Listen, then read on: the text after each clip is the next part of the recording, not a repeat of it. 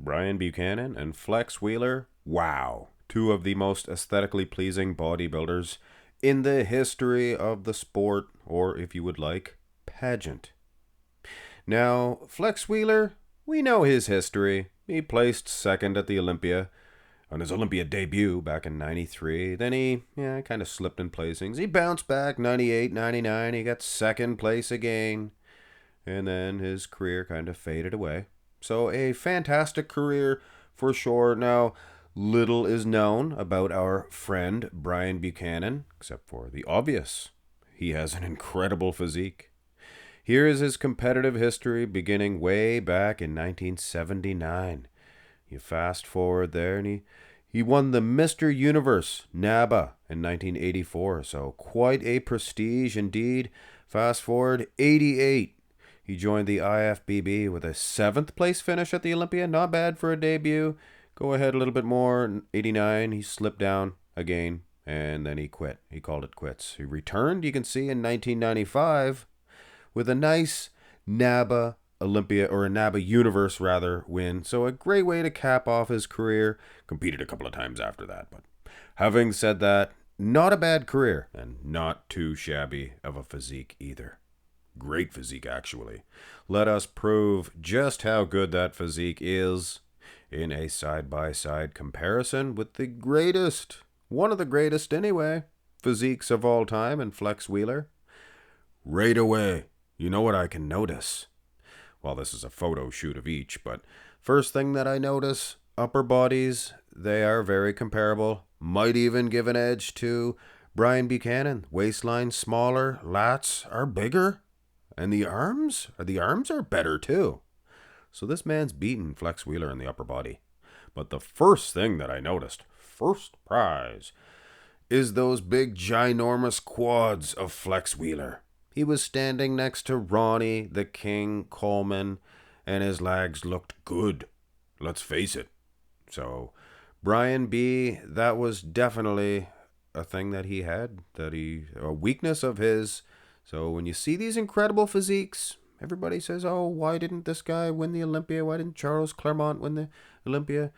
Well, Brian Buchanan just didn't have the lag size, I don't think, to compete with the big boys of his time, which would have been Lee Haney, things of that nature. But could you just imagine, just for 1 second, I know I'm all over the place, could you imagine Brian B.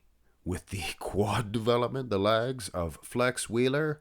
Wow, there's your best bodybuilder ever. Looks like the surface of the moon. Actually, it doesn't. Just to be fair, here is an on stage of each of them, and you can't make any decision on this. The lighting's just different. I mean, the picture of Brian Buchanan, it's all shaded. You can't see anything. Doesn't even look like the surface of the moon. I mean, because it's all lumpy and bumpy. Like muscles. Looks like no, you guys don't get that? It was an old saying I heard from an old wrestling match. I think they were talking about the Iron Sheik's Chromius Domius.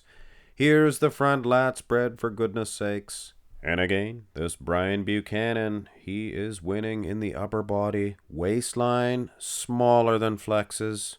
Upper body, lats, things of that nature, filled out just that much more than one of the greatest physiques of all time. That is saying a lot about Brian Buchanan. Even in the lower half, I mean, you put that little tiny waistline compared to those quads, and they do look good. But then you put them next to Flex Wheeler's, and Flex has ginormous, monstrous quads. Unbelievable. Still, though, there's something to be said about the guy winning in the upper body. Turn to the side here. Now, Brian, I wouldn't suggest that he's beating Flex here in the upper body, is he? He's definitely losing in the lower half. Look at this picture. Blankets hanging. Imagine if those blankets got all dusty. You'd have to wash them, and where are you going to find a washer big enough to wash them? I don't even want to deal with those big blankets.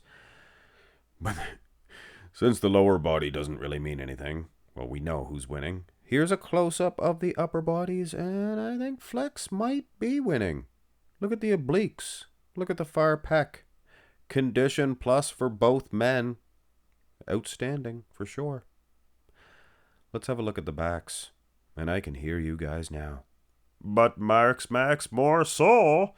This picture of Flex Wheeler is not good. No, it isn't good. He never really hit a good rear lat spread.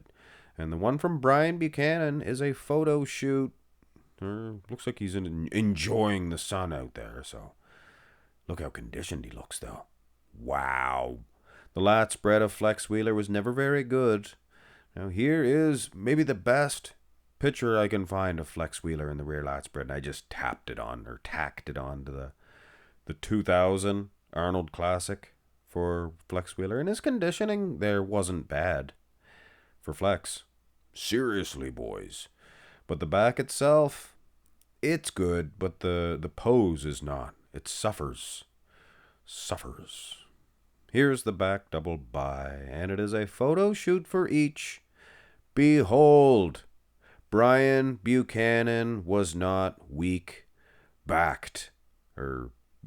He didn't have a weak back. I have to think about what I said sometimes. It is an incredible back. Flex Wheeler's rear double by was maybe his best pose. Look at the arms. The arms be even doing battle here for Brian Buchanan. Wow. Unbelievable. Now, deep type condition, sing. The raw bone type condition, Flex Wheeler is more peeled. He is. You can see that.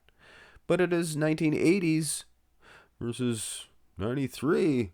And there was a big change in condition from 91 to 92. That 1 year, I think the bodybuilding changed. They got a little bit of the goods and services. Maybe the diuretics probably upped the ante on those. But here's the abs and thigh, and what a nice little side-by-side. Or as I like to say, side-by-each. Again, all the way through, front to back, upper body dominance here for Brian Buchanan. Maybe a slight edge in dryness condition for Flex Wheeler. That is worth to mention, for sure, especially here in 93. This condition, the type of condition Brian brought, was great for the 80s. But this was Flex Wheeler when he was kind of off. That was the type of condition that Brian had. But if he was around then, he would have had the same goodies, baby please, probably, as these guys. So can't hold that against him. Quads for Flex, unreal. The only criticism I ever give him was he's lacking the V-taper in the lats, in the abs and thigh. And Brian has that in spades. What can you say? And here is the conclusion. The most muscular. And Brian winning in the upper body in most of the shots.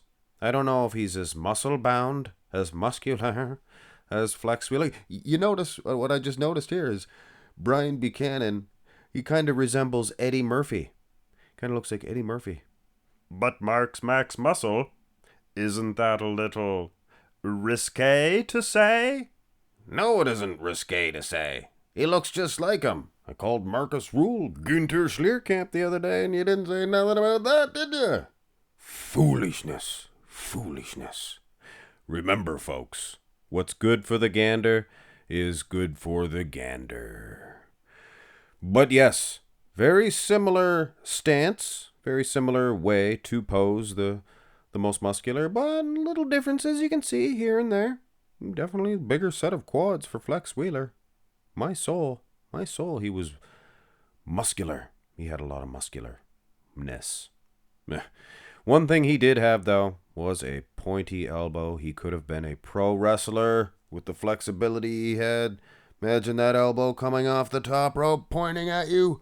Ooh, yeah, he'd say. But in his voice, he'd do the macho. I'm Flex, ooh, yeah. And he'd jump. It would be the worst part about him. His big, high-pitched ooh, yeah. Ooh, yeah. Crash. No, you guys don't think that's funny? I think that's hilarious. To me, that's funny. Hit thumbs up on the video, lads, lattices, each in between. And speaking of you, fellers and fellacies and fellasses, thank you all for subscribing to my channel. Most recently, I got quite a little spike in subscribers. So that 100,000 subscriber mark, it's more than inching its way. towards myself. It's footing its way. It's footing its way now, I guess. Love you guys. Have a nice one.